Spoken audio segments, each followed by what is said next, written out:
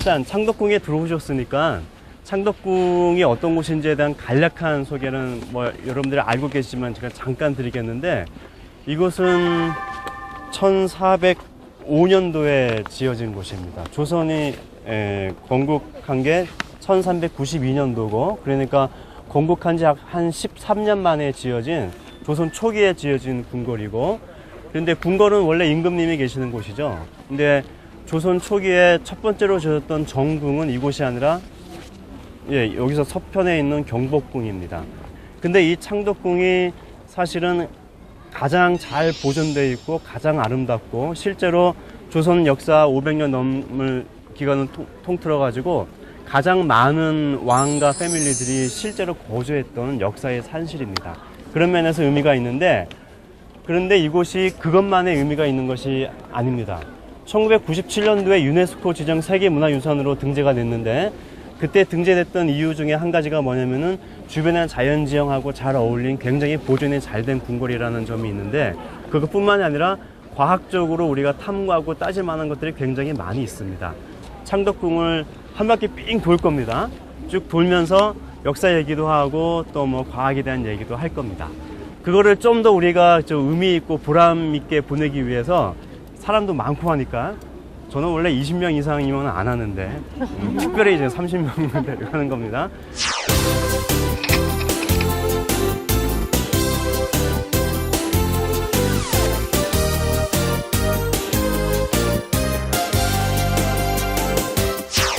첫 번째로 우리가 볼 것은 바로 저거 도나문입니다.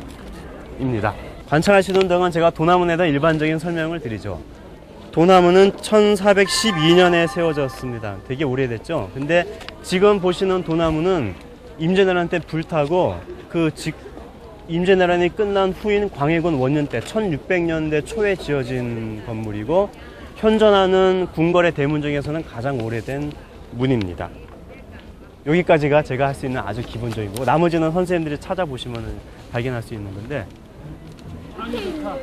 식물인가요? 삐죽삐죽. 예, 처마 위에 동물이 있는데 잡상이라고 부르는 겁니다. 저기 있고 삐죽삐죽 뭐 튀어나온 거 이상한 거 있죠. 예, 예. 피레침. 피레침이라는 주장이 하나 나왔습니다. 예. 계단이 있습니다. 예, 문에 계단이 있어요. 그렇죠? 그리고 또 2층이니까. 네, 문이 2층으로 되어 있습니다. 독특하죠? 2층. 문이 2층으로 되어 있습니다. 네, 그리고 또 뭐 보신 거 있나요? 문헌에 의하자면은 요 2층에다가 뭐 종을 달아놓고 북을 달아놓고 시간을 알리기도 하고, 또 경계하는 병사가 있어가지고 외부에서 적이 오는 것을 경계하기도 하고 했다는 그런 공간으로 쓰였습니다. 그러니까 그런 어떤 기능적인 용도도 있었을 것 같아요. 용마루가 곡선을 이루고 있죠. 딱 직각이 아니라. 그리고 그런 특징은 궁궐에 있는 모든 건물들을 보시면 다 보실 수 있을 텐데, 한번 주의 깊게 보시기를 바랍니다. 우리가 도나문에서 이제 명시적으로 할 수 있는 한 가지 탐구는 도나문의 구조 때문에 생기는 질문인데, 제가 먼저 질문을 드리죠. 도나문에 그 큰 웅장한 지붕이 있죠. 2층으로 돼 있죠. 되게 무겁게 생겼죠. 도대체 무게가 얼마나 될까요? 지금 우리가 할 수 있는 수단은 눈밖에 없잖아요. 그러니까 부피를 어림하는 게 더 쉽죠. 부피를 어림하고 나면은 무게를 어떻게 어림할 수 있을까요? 재료하고 빈 공간을 고려해서 평균 밀도를 하면 되겠죠. 사실은 아이작 뉴턴이 만유인력 법칙을 하고 그것을 정량적으로 확인할 때 지구의 밀도를 어림해서 지구의 질량을 어림을 했습니다. 지구 질량까지 어림하는 게 과학자니까 뭐 지구 질량보다는 좀 쉽지 않겠습니까? 뭐 대충 계산하기 쉽게 50m라고 해봅시다. 조금 큰 것 같긴 하지만, 예, 50m, 20m라고 할까요? 예, 20. 예, 좋아요. 20 결정하고, 높이는요? 대충 어림하는 거니까 대충 그냥 10m. 10인데 10. 깊이는 얼마나 될 것 같아요? 5m. 예, 대충 해서 5 곱하기 10 곱하기 20 하면 얼마입니까? 5 곱하기 50, 100에다 20, 200. 1000 단위는 1000 세제곱미터. 예, 그 안에 평균 밀도는 얼마나 될까요? 참고로 저 기둥을 이루고 있는 부재가 뭐가 있죠? 재료들이? 나무, 그리고 기와, 예.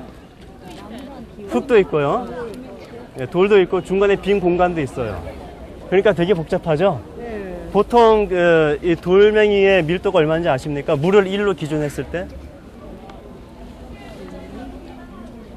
그냥 물보다 크다고 생각하세요. 약 2에서 3 정도 됩니다. 기와장은 얼마나 될까요? 기와는 흙으로 만드는데 기와 하나가 보통 2, 3kg 됩니다. 그것도 되게 커요. 그래서 2, 3 된다고 치고 나무는 물보다 약간 작고 막 그런데 계산하기 복잡하시죠? 그냥 1이라고 하세요. 예, 그러면 저거의 그 무게가 얼마로 어림이 됩니까?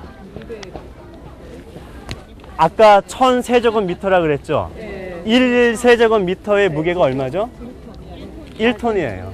예, 그렇게 어림하면 저거의 무게는 1000톤. 1000톤. 예. 일단 1000톤은 넘습니다. 그런데 아까 제일 많이 어림하신 분이 50톤. 잘하셨습니다. 그나마 제일 잘하신 거예요, 50톤. 네. 기둥이, 12개의 기둥이 약 1000톤이 넘는 무게를 받치고 있습니다. 네, 어떻게 그게 가능할까? 공포. 네, 그거는 가능합니다. 기둥은 가능합니다. 그런데 문제는 무게는 받칠 수가 있는데 이게 안정성이 문제라는 거죠. 우리나라의 지붕의 특징은 그냥 있는 것이 아니라 앞으로 튀어나온 난간이 많이 튀어나와 있어요. 튀어나온 이 부분을 처마라고 부릅니다. 처마로 이루고 있는 이런 부재목들을 나무들을 석가래라고 부르고요. 석가래가 길게 나와 있어가지고 앞에다가 그늘을 만들어주는 처마가 있는데 이거를 지탱하려면은 또 이 안쪽에 엄청난 무게를 지탱하려면은 이 얄팍한 기둥 하나만 가지고 안 되거든요.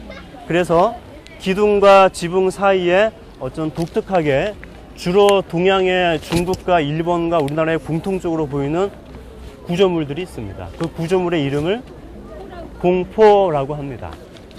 금천교는 현재 창덕궁에 남아있는 각종 그 유적들 중에서 가장 오래된 것입니다. 1411년도에 지었습니다. 이게 왜 가장 오래됐을까요? 돌이라서. 왜 돌이 오래되죠? 불이 타지 않으니까. 다리가 울퉁불퉁하죠.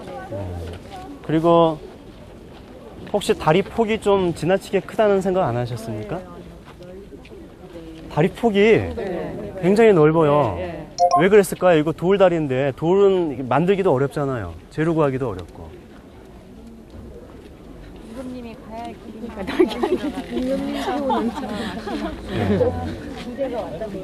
궁궐의 주인은 누굴까요? 백성이겠지만 어쨌든 백성을 대표하는 임금입니다. 그래서 모든 집은 주인을 기준으로 설계가 되고 만들어집니다. 그리고 이것은 문을 지나서 임금님이 아직 우리는 이미 궁궐로 와버렸네요. 들어오기 전까지 저기까지만 하더라도 이미 궁궐이 아니거든요. 궁궐로 진입하는 공식적인 첫 관문이고 임금님이 한 번 행차할 때 들어가는 최소 단위가 요 정도 사이즈가 된다는 뜻입니다. 가운데 임금님이 다니는 길이 있고 그 좌우로 신하들과 호위하는 무사들이 있고 요 정도의 행렬이 최소 단위입니다. 예전 조선시대 때의 골목을 생각한다면은 임금이 지나려면 적어도 이 정도에는 있어야 됐다고 상상하실 수 있겠죠. 그래서 가능한 대로 크게 그러면서 튼튼하게 당시에 지을 수 있는 최고의 기술로 돌다리로 만들었습니다. 혹시 경복궁 가보신 분? 많이들 가보셨죠? 덕수궁 가보신 분? 다 가보셨죠? 저기 더 올라가서 경희궁도 있고 창덕궁도 있고 여기까지 왔을 때 이 창덕궁과의 공통점 뭘까요? 다 다리를 건넙니다. 그 다리는 전부 다 돌로 되어 있습니다. 우리나라 궁궐은 전부 다 항상 돌다리를 건너야만이 뭔가 개울을 건너야만이 진짜 궁으로 들어갈 수 있게끔 설계가 되어 있습니다. 왜 그럴까요? 네. 정화에 일단은 그 도교 사상이 뿌리 깊게 박혀 있었으니까 풍수지리에 의하자면은 배산 임수가 아주 좋은 명당이죠. 저 뒤에 바로 앞은 안 보이지만은 저 서쪽 편으로 인왕산 북악산이 있고 산이 있고 앞에는 물이 흐릅니다. 청계천이 흐르고 청계천 지류가 저 위에 산에서 이렇게 흘러내려갑니다. 그런 내가 없으면은 일부러 파서라도 만들었어요. 그래서 이거는 파서 만든 물길을 만든 거고 배산 임수의 명당을 살렸고 다리를 건너게끔 했습니다. 그래서 굳이 궁궐이 아니라 좋은 우리나라 대갓집 집들 보면 비슷하게 이런 구조를 가지고 있습니다. 더군다나 이곳에서의 이 흐르는 물은 보통 물이 아니고 금천이라고 부릅니다. 한자로는 두 종류의 금자를 쓰곤 합니다. 첫 번째는 비단 금자를 많이 사실은 공식적으로 씁니다. 그 무슨 뜻일까요? 비단금의 천이라고 하는 것은? 비단처럼 아주 멋진 물이다, 좋은 물이다라는 뜻을 얘기하고, 다른 한 가지 의미로는 중의적으로 금할 금자를 씁니다. 네, 아무나 건너지 못한다라는 뜻입니다. 여기를 건넌다라고 하는 것은 이제 민간인이 아닌 새로운 세상, 로얄 패밀리에 들어간다는 그런 것을 의미하고, 다들 일단 로얄 패밀리 안으로 들어오셨네요. 우선 인정전에 일반적인 소개와 기능적인 것을 말씀드리자면은, 인정전은 창덕궁이라고 하는 궁궐의 정전 또는 법전이라고 합니다. 그러니까 궁궐에서 가장 중요한 기능을 하는 공식 장소였다는 셈이고, 이곳에서 이루어졌던 것이 뭐냐면은 국가의 중요한 예식이나 어떤 행사들이 이루어집니다. 인정전은 지금은 이렇게 여러 사람들이 바글바글 되지만은 사실은 아무나 못 들어오고 딱 정해진 사람만이 들어와 가지고 일을 보던 공식적인 국가 장소거든요. 위에서 햇빛이 있지만은 밑에 이 돌을 깔아 가지고 바닥에서 반사가 됩니다. 소위 간접 조명이라고 하죠. 좀 좋은 집들이 그렇게 하죠. 어떻게 해서 간접 조명이 가능했을까요? 그때 나왔어요. 난반사. 난반사. 그렇죠. 어떤 게 난반사죠? 그러니까 여러 각도에서 비슷하더라고요. 네, 그렇죠. 각도로 만나서. 선생님들이 거울을 보시면 자기 얼굴이 딱 비쳐 보이죠. 이것은 난반사가 아닙니다. 네. 난반사는 빛이 모든 방향으로 퍼지기 때문에 그냥 환한 빛만 보이는 거고, 정반사라고 하는 것은 교과서에서 배우는 것처럼 들어오는 각 그대로 튕겨나가는 그런 물리학의 기본 법칙을 의미하는 겁니다. 그런 기본 법칙을 따르되 표면이 매우 불규칙하고 울퉁불퉁하다 보면은 그 법칙을 따라서 반사하게 되니까 모든 방향으로 반사가 되는 거죠. 그래서 마치 밑에서 싹 올라오는 것처럼. 밑에서 말하는 소리는 저 처마를 통해 가지고 다시 반사되는 거 그렇고, 소리의 반사. 소리는 굉장히 반사를 잘하는 아주 지극히 파동적인 파동입니다. 네, 경복궁도 마찬가지고요. 바로 옆에 있는 창경궁도 마찬가지입니다. 근데 다만 과거와 다른 점은 지금도 지금 비어 있지만은 사실은 과거에는 저 기둥이 다 벽으로 막혀져 있어가지고 다 관청이었거든요. 그래서 좀 더 효과적으로 막혀져 있었는데 지금은 많이 개방돼 있고, 특히나 경복궁도 개방돼 있고 저 창경궁도 개방돼 있는 편입니다. 이곳이 그나마 좀 애들 없을 때 조용할 때 와서 하면은 갑자기 소리도 또 밝아지고 분위기도 밝아지고 목소리도 잘 들리고 하는 거 아주 효과적으로 보실 수 있는 곳입니다. 궁궐은 크게 의미로 보자면은 궐과 궁 두 가지로 되어 있습니다. 궐은 궁궐의 공식 행정 공간이고요. 궁은 궁궐에도 사람이 살거든요. 굉장히 많은 사람이 살았어요. 일단 왕이 살고 왕비 살고 또 수많은 그 보필하는 사람들이 살았기 때문에 사람이 사는 거주 공간을 궁이라고 합니다. 우리는 여태까지 지금 여기 희정당이나 선전전이나 전부 다 궐에 해당됩니다.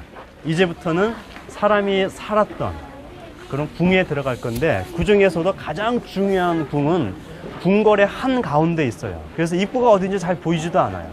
여러분들 여기서 어디가 대조전인지 잘 안 보이시죠? 그리고 원래 이건 길이 아니거든요. 여기도 원래 정각이 많이 있었어요. 근데 이게 다 이렇게 돼 있고, 원래 이제 중궁전으로 들어가는 길은 저 선정전 저 뒤로 난 길로 이렇게 해서 들어가야 되는데, 그래도 어디가 문인지 잘 안 보여요. 부중궁궐이라고 들어보셨어요?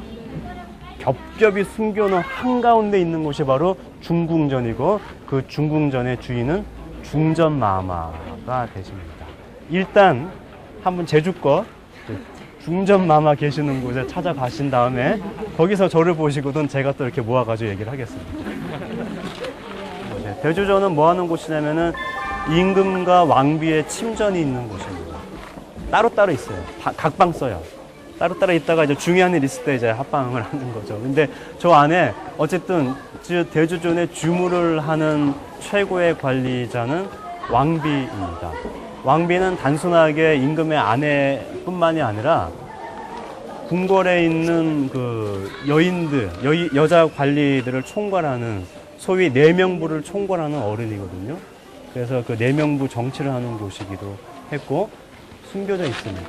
그런데 보시면은 이게 안 보이게 돼 있죠. 재밌는 것은 희정당 바로 저 자리에 임금님이 편전 직무 보시는 그 자리에서 앉아서 딱 보면은 바로 보입니다. 직통으로. 아까 제가 금천교에서 말씀을 드렸는데, 집은 집 주인에 맞게 설계가 됩니다. 주인의 눈높이에 맞게 설계된 곳이 이건데 이 집의 주인이 임금님이 눈높이에서 딱 보면은 저 앞에서 중전마마 뭐 하는지 한눈에 보입니다. 이곳은 경훈각이라고 하는 대조전에 딸린 부석 건물인데 이것도 제가 과거의 기록을 보니까 훨씬 더 2층으로 되게 컸다 그래요. 2층 집. 그랬는데 몇 번 불나고 일제시대 때 지금 요 모습으로 다시 바뀌었다고 합니다.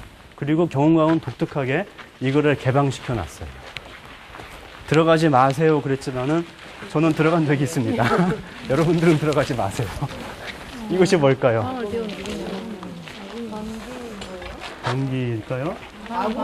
아궁이입니다. 변기는 따로 있습니다. 우리나라의 기본적인 난방 구조는 냉방 구조도 우리가 볼 텐데 난방 구조는 온돌 구조로 되어 있고 이 온돌은 아궁이에다가 연료를 때우는 거고 여기서 이게 보통 민가 같으면 부엌이랑 연결이 되죠. 그 불로 요리도 하고 또 그 불이 밤새 바닥을 달구는 뜨거운 돌을 달궈서 바닥 난방을 하고는 합니다.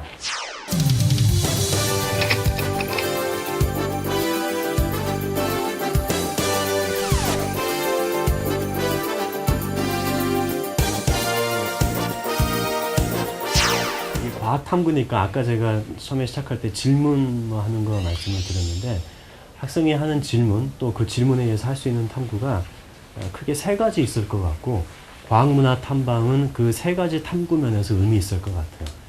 관찰과 어림학인데 관찰과 어림하기가 학교에서는 좀처럼 잘 안 되는데 밖에 나가면 잘 됩니다. 여기서도 잘 되고요. 아까도 선생님도 해보셨지만은 그 지붕의 무게 어림하기라든가 그 다음에 원래 우리가 하려고 했었는데 처마 높이 재기 그래서 처마가 튀어나온 것과 기둥 사이의 각도 재기 그거 하려고 사실은 상의재단 선생님들이 지금 6조 분량의 준비물을 아까 들고 오셨는데 우리 못했거든요.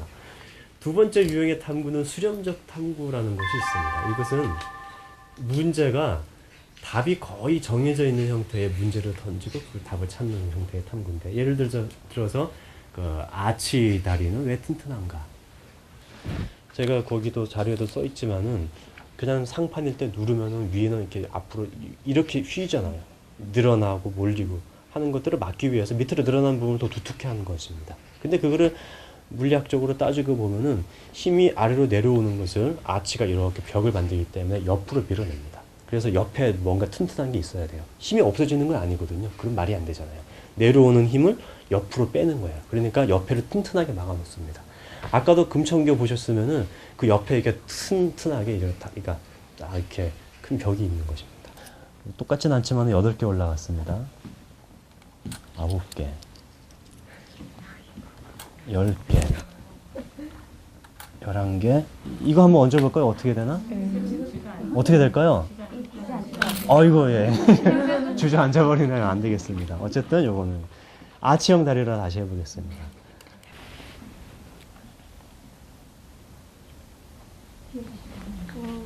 끄떡없죠? 아까 휴대전화, 그 휴대전화. 이거 얹으면 어떨까요? 이거 좀 무겁네, 생각보다.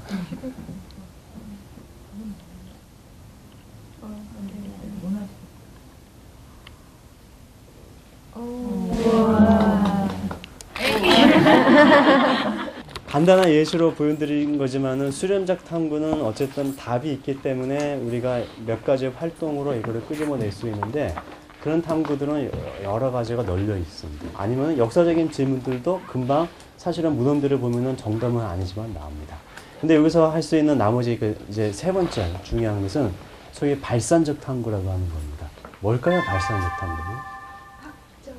수렴이 이렇게 답으로 모아진다면 발산은 퍼져나가는 답이 여러 가지가 될 수 있는 정답이 없는 거 또는 정답을 결정을 못 짓는 거, 모르는 거. 그렇기 때문에 교사도 모르는 거, 애도 모르고 교사도 모르고 어디에도 답이 없고 제가 이해하기로 물리학에서 물리책에 나와 있는 질문들은 답이 있지만은 대부분의 물리학자가 던지는 제대로 된 질문은 답이 없습니다. 또는 답을 못 구합니다. 또는 답이라고 나오지만은 그 답은 여러 가지 해석이 가능하거나 또 다른 많은 문제들을 만들어냅니다. 그리고 제가 창덕궁에서 선생님들한테 가져온 질문들을 쭉 모아보고 그 중에서 재밌는 문제들을 찾아보면은 어지간한 것들은 답이 없습니다. 그리고 저도 몰라요. 예를 들어서 아까 굴뚝하고 아궁이라고 얼마나 거리가 돼야지 좋을까? 답이 없어요. 최대로 40m까지 저기 있거든요. 굉장히 먼 거리죠. 어떻게 됐을까? 그런데 왜 이렇게 좀 더 멀면 안 될까? 더 멀면 아예 안 보이게 바깥으로 빼면 되잖아요. 그런데 아까 여러 가지 단점이 있었는데 그 최적의 거리, 그거 답이 없어요. 굴뚝의 높이, 그것도 사실은 뭐 우리가 어느 정도 비슷한다고 유추할 수 있지만은 어리만 할 수 있을 뿐이지 그거 답이 없어요. 궁 같은 경우에는 이미 500년 전 아니면 빨라봤자 100년 전의 일이기 때문에 우리는 흔적만 가지고 과거를 유추하는 겁니다. 역사가들은 문헌을 보고 하지만은 과학자들은 남아있는 이런 건물들을 보고 자기의 전공별로 말없이 오랫동안 서 있는 500년 넘은 이 궁궐 속에서 무슨 일이 있었는가 추리해내는 건데 던지는 질문에 따라 가지고 역사의 질문이든 문화의 질문이든 예술의 질문이든 과학의 질문이든 간에 우리는 발산적인 질문을 할 수가 있습니다. 그리고 그 질문의 답을 찾아 나가는 과정, 그게 아주 짜릿한 그 탐구의 과정이고 그거 하면서 기쁨을 얻습니다. 저는 공부할 때 생기는 기쁨이 그 인성교육이라고 생각을 하고 그리고 공부할 때 필요한 그 관찰하고 막 던져지는 그 반듯한 생각들 이런 것들이 창의성의 출발이 아닐까라는 생각을 합니다.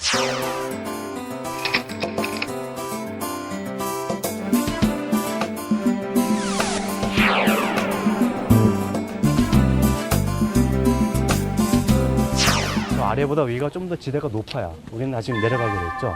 그러니까 바람이 어디서 어디로 불까요?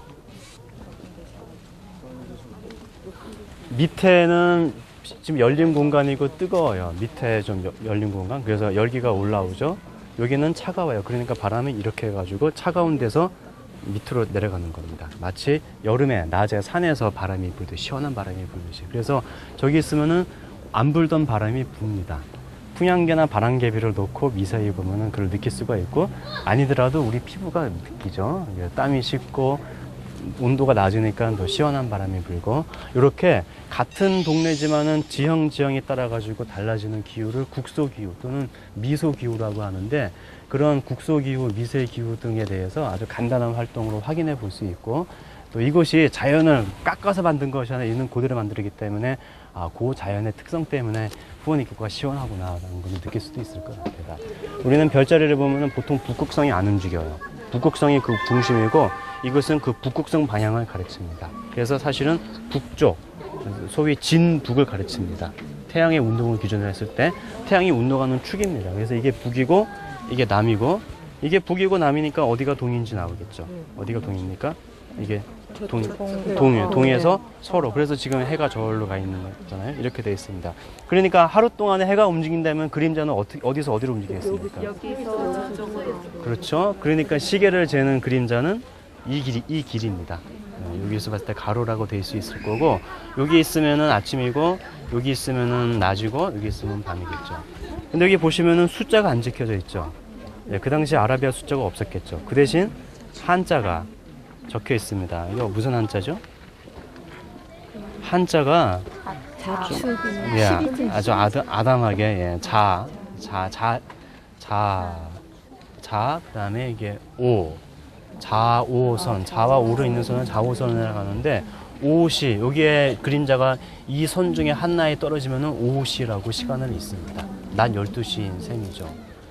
이게 이게 가로 라인이 시계였으니까 이제는 요게 날짜가 될 텐데 여름하고 겨울로 비춰본다면 어디가 여름이고 어디가 겨울이죠? 이쪽이 여름, 그림자가 짧을 때 해가 바로 위에 있습니다. 남중고도가 높으니까 여기가 여름이고 여기가 겨울이겠죠. 그림자가 가장 짧을 때 언제일까요? 네, 라인이 써 있죠. 여기 보니까 하지라고 아주 친절하게 한문으로 써 있습니다. 그 다음에 그림자가 가장 길 때 동지라고 되어 있습니다. 이거 가지고 해볼 수 있는 또 다른 활동은 이거 만들기가 어렵거든요. 수평 해시계 만들기. 애들한테 한번 내보세요. 아니면 선생님들이 해보세요. 수평으로 해시계를 만들기 창의적으로 재미있게. 우리 앞서 봤던 그 궁궐, 그 대조전까지 막 빠듯빠듯 거기도 나름대로 사람 냄새가 나긴 하지만은 그거랑 여기랑은 분위기가 좀 많이 다르죠.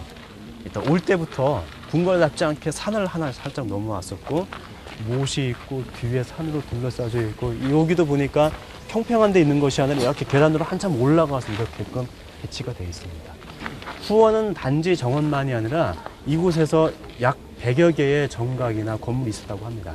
지금 남아있는 게 수십 개가 복원돼서 남아있다고 합니다.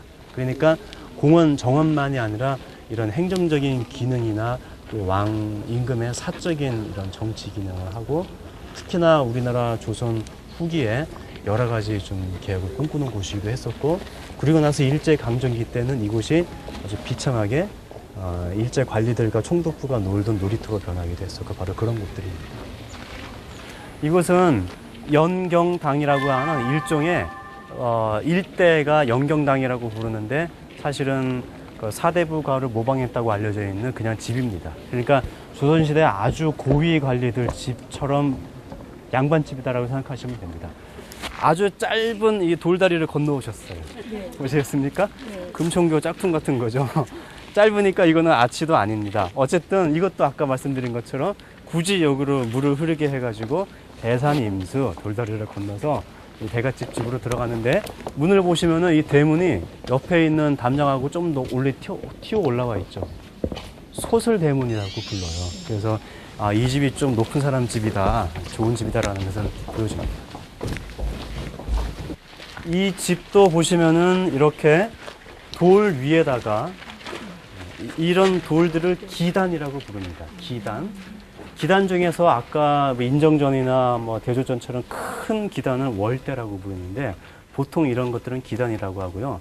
궁궐이 아니라도 좀 잘 사는 우리나라 조선 한옥에는 이런 기단 위에다가 집을 짓습니다. 왜 그랬을까요? 바로 땅에다 안 짓고. 밑에서 오는 한기를 막고요. 여름에 시원해질 수 있고 벌레, 뱀, 습기. 나무의 큰 단점 두 가지가 있습니다. 습기에 약하고요. 그 다음에 불에 약하고. 그 두 가지가 아주 힘든데 그 중에서 불은 뭐 정말로 중요한 거니까 뭐 어떻게 할 수가 없는 거지만은 중요하지만 어떻게 할 수 없는 거지만은 습기를 다스려야지 쾌적하게 지낼 수 있거든요. 기단을 쌓아서 집을 짓게 되면은 아까 말씀드린 것처럼 올라오는 습기를 어느 정도 제어할 수 있게 되고 또 하나는 통풍을 통해 가지고 이제 습기를 또 배출을 시킬 수가 있습니다. 어떻게 해요? 지금 보시는 것처럼 이제 다 통구조예요. 탕탕 열려 있죠. 그리고 이거 보시는 것처럼 밑이 이렇게 있고, 그 다음에 보통 이런 형태의 마루를 대청마루 또는 그냥 대청이라고 하죠. 어떤 것 같으세요? 방의 크기가? 좀 작은 것 같죠? 방의 기본 단위는 소위 한 칸이라고 하는데 한 칸은 아까도 말씀드린 것처럼 길이도 되고 넓이도 됩니다. 그래서 길이로서의 한 칸은 어디서부터 어디까지일까요? 여기서부터 여기까지입니다. 이게 현재 이게 미터법으로 바꾸면 얼마나 될까요? 미터로는?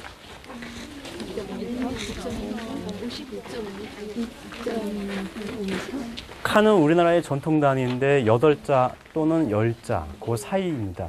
그 지금처럼 칼같이 딱 정해지는 게 아니에요. 그래서 그때그때 다르지만은 보통 8자에서 10자. 보통 한 자는 큰 사람 발바닥보다 좀 더 큰 정도, 30cm 정도. 그래서 10자라고 치면은 3m. 작으면은 2.4m, 길면은 3m. 근데 이거는 3m가 조금 못돼 보이네요. 어쨌든 그게 이제 기본 단위고 한 칸이 그냥 방 하나인 거예요. 그리고 어지간하면 다 지금 제가 마주보고 있는 곳이 저기 하인들 공간이거든요.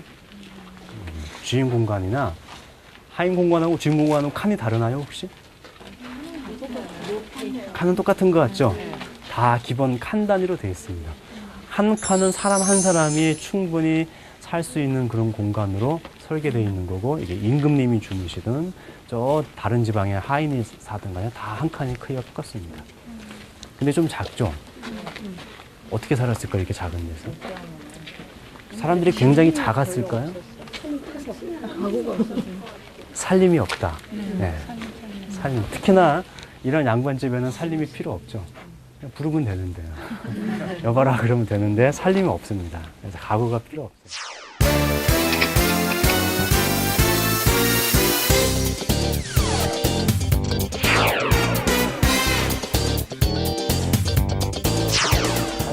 살미 또는 우리말로 그냥 소혓바닥 같다고 이렇게 부르고, 그 다음에 건축 용어로는 공이라고 부르거든요. 그래서 초제공, 이제공, 삼제공, 요거는 구름 모양이라고 운공 뭐 이렇게 부르고, 좀 큰 집일수록 이게 더 커야 됩니다. 그래야지 그 무거운 지붕을 옆으로 좀 많이, 기둥 하나가 받치는 것보다 좀 넓게 받쳐주는, 면적을 넓혀주는 역할을 하는 셈이기 때문에, 그래서 규모가 크면 클수록 이게 더 많습니다. 한번 보세요. 큰 절이나 궁궐은 이렇고, 작은 데는 그냥 바로 그냥 이런 거 없이 이거 하나만 딱 돼 있는 경우도 있습니다.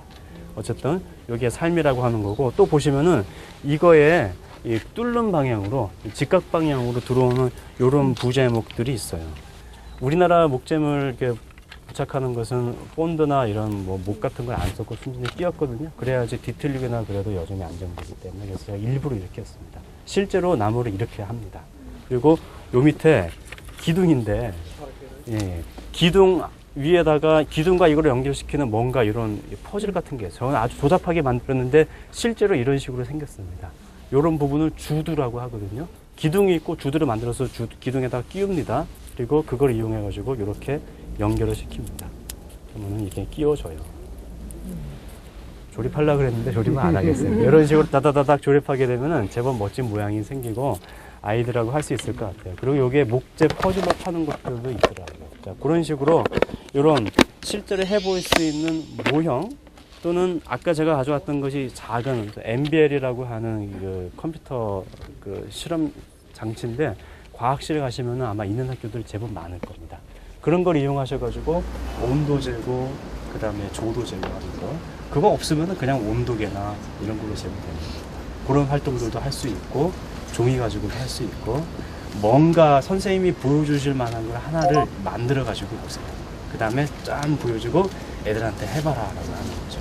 그러고 난 다음에 가능한 대로 애들이 참여를 유도하시는 겁니다. 주고받는 시간 없이 제가 주로 떠들어서 좀 죄송하고, 좀 짧지 않은 시간이지만은 또 이 시간 동안 함께 해주셔서 정말 감사합니다. 합상이라고 부르는 겁니다. 거기에 이거